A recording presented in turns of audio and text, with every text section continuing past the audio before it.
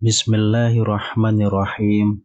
Assalamualaikum warahmatullahi wabarakatuh. Syukur alhamdulillah kita bisa berjumpa lagi di channel ini. Sholawat dan salam semoga selalu tercurahkan kepada junjungan kita Nabi besar Muhammad sallallahu alaihi wasallam. Allahumma sholli ala sayyidina Muhammad wa ala ali sayyidina Muhammad. Harapan dan doa saya untuk saudaraku semua yang menonton video ini, semoga saudaraku semua selalu diberikan kesehatan oleh Allah, dimudahkan segala urusannya, dilapangkan rezekinya, diampuni segala dosanya. Amin ya rabbal alamin. Sahabat beriman yang dirahmati Allah, kebahagiaan yang paling diimpikan oleh manusia adalah di saat dicintai oleh penciptanya. Berbagai macam cara dan upaya akan kita lakukan supaya bisa mendapatkan ridho dari Allah Subhanahu wa Ta'ala. Baik itu dalam bentuk ibadah, aktivitas, bahkan di saat hendak tidur pun kita selalu ingin mencari ridho Allah Subhanahu wa Ta'ala. Hal tersebut kita lakukan semata-mata untuk bisa mendapatkan perhatian dari Sang Khalik, yaitu Allah Subhanahu wa Ta'ala.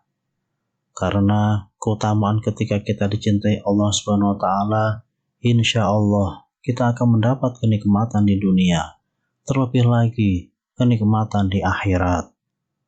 Rasulullah Shallallahu Alaihi Wasallam pernah bersabda, apabila Allah mencintai seorang hamba, maka Dia menyuruh Jibril, sesungguhnya Allah mencintai fulan, maka cintailah ia. Maka Jibril pun mencintainya. Lalu Jibril menyeru penduduk langit, sesungguhnya Allah mencintai si fulan, maka cintailah ia. Maka penduduk langit pun mencintainya. Setelah itu kecintaannya diteruskan kepada penduduk di bumi. Hadis riwayat Bukhari. Lalu apa ciri-cirinya kalau kita disayang Allah? Yang pertama adalah dibukanya pintu amal soleh sebelum kematian. Rasulullah Shallallahu Alaihi Wasallam pernah bersabda, apabila Allah menginginkan kebaikan kepada seorang hamba, Allah akan jadikan ia beramal. Dikatakan, apakah dijadikan beramal itu? Beliau bersabda, Allah bukakan untuknya amalan soleh sebelum meninggalnya, sehingga orang-orang yang berada di sekitarnya ridho kepadanya. Hadis riwayat Ahmad dan Al-Hakim. Dari hadis tersebut sudah jelas dikatakan bahwa jika Allah menghendaki kebaikan kepada hambanya, maka Allah akan menjadikan hamba tersebut beramal soleh sebelum wafatnya dan menjadikan hamba tersebut senantiasa bertaubat kepada Allah Subhanahu wa Ta'ala atas segala kesalahannya dalam setiap nafasnya, sehingga ketika hamba yang dikehendaki Allah tersebut meninggal dunia, maka ia meninggal dalam keadaan husnul khotimah dan diampuni segala dosa-dosanya yang dikerjakan semasa hidupnya di dunia ini. Maka sungguh sangatlah beruntung seorang hamba yang dicintai Allah Subhanahu wa Ta'ala tersebut. Yang kedua, dipercepat sanksinya di dunia. Rasulullah Shallallahu Alaihi Wasallam pernah bersabda, apabila Allah menginginkan kebaikan kepada hambanya, Allah akan segerakan sanksi untuknya di dunia. Dan apabila Allah menginginkan keburukan kepada hambanya, Allah akan membiarkan dosanya di dunia, sampai Allah membalasnya di hari kiamat. Meski salah satu tanda seseorang yang dicintai Allah SWT adalah dipercepat sanksinya di dunia, akan tetapi kita tidak dianjurkan untuk meminta kepada Allah agar dipercepat sanksi kita di dunia, karena belum tentu kita akan sanggup untuk menghadapinya.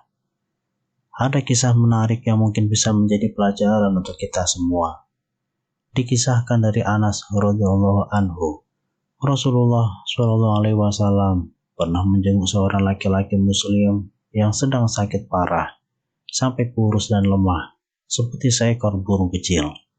Kemudian Rasulullah Shallallahu alaihi wasallam bertanya kepadanya, "Apakah kamu pernah berdoa ataupun memohon sesuatu kepada Allah?"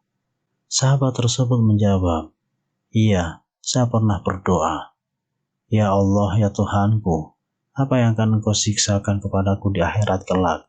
Maka segerakanlah siksa tersebut di dunia." Mendengar pengakuan itu, Rasulullah Shallallahu alaihi wasallam pun berkata, "Subhanallah, mengapa kamu berdoa seperti itu? Tentu kamu tidak akan tahan. Mengapa kamu tidak berdoa? Ya Allah, berilah kami kebaikan di dunia dan kebaikan di akhirat, serta peliharalah kami dari siksa neraka." Lalu Rasulullah Shallallahu alaihi wasallam berdoa kepada Allah untuk sahabat tersebut, dan akhirnya Allah pun menyembuhkannya. Hadis riwayat Muslim. Sahabat beriman yang dirahmati Allah, mungkin dari kisah tersebut kita sudah ada sedikit gambaran bahwasanya siksa akhirat sangatlah berat. Untuk itu, kita tidak dianjurkan untuk meminta sanksi siksaan tersebut semasa kita masih hidup di dunia. Akan tetapi, kita sangat dianjurkan untuk terus dan selalu berdoa, memohon ampunan kepada Allah Subhanahu wa Ta'ala, supaya diberikan kebaikan di dunia maupun kebaikan di akhirat. Dan semoga kita semua bisa dijauhkan oleh Allah Subhanahu wa Ta'ala dari siksaan api neraka. Amin ya Rabbal Alamin. Yang ketiga, difaqihkan dalam urusan agama.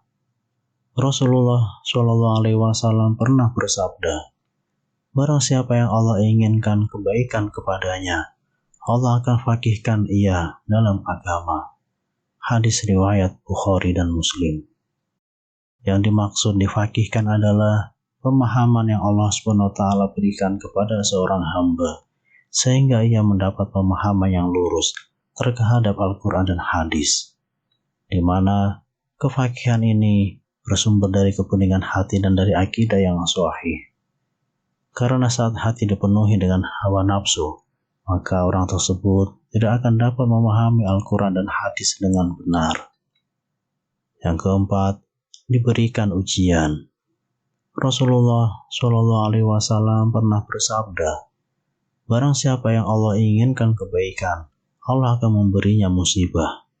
Hadis riwayat Bukhari dan Ahmad. Sahabat beriman yang dirahmati Allah, musibah tidak selalu berkaitan dengan azab Allah yang ditimpakan kepada kita. Akan tetapi, musibah sebetulnya adalah ujian bagi seorang hamba untuk menguji tingkat ketakwaan kita kepada Allah Subhanahu wa Ta'ala.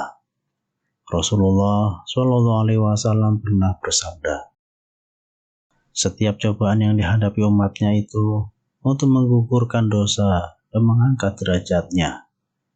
Begitu juga dalam Al-Quran surah At-Taghabun ayat 11, Allah Subhanahu wa Ta'ala berfirman, "Tidak ada suatu musibah pun yang menimpa seseorang kecuali dengan izin Allah, dan barang siapa yang beriman kepada Allah, niscaya dia akan memberi petunjuk kepada hatinya, dan Allah Maha mengetahui segala sesuatu." Dalam ayat tersebut sudah jelas dikatakan bahwa semua ujian datangnya dari Allah SWT, dan bagi siapapun yang berserah diri ketika mendapat ujian dari Allah, maka Allah akan memberikan petunjuk kepada hati orang yang sedang diuji, supaya mendapatkan kebaikan dari suatu ujian tersebut. Untuk itu, di saat sedang diuji dengan pangkat atau jabatan, berendah hatilah atau tawadu, supaya kita terhindar dari kesombongan. Apabila kita sedang diuji dengan rezeki atau harta kekayaan, hendaknya kita semakin rajin untuk bersedekah dan membantu orang-orang yang sedang kesusahan. Dan apabila kita sedang diuji dengan umur panjang, maka hendaknya kita gunakan sisa umur tersebut untuk selalu berbuat kebaikan, memperbaiki amal perbuatan, dan terus memohon ampunan kepada Allah Subhanahu wa Ta'ala. Insya Allah, dengan cara seperti itu, kita bisa menjadi manusia yang dicintai Allah Subhanahu wa taala. Amin. Yang kelima, diberikan kesabaran. Dalam hal ini pun Rasulullah SAW pernah bersabda, tidaklah seseorang diberikan dengan sesuatu yang lebih baik dan lebih luas dari kesabaran. Hadis riwayat Bukhari dan Muslim. Seperti yang kita tahu, kesabaran dalam keimanan bagaikan kepala dengan badan, yang artinya keduanya saling melengkapi. Begitu juga dengan iman seseorang.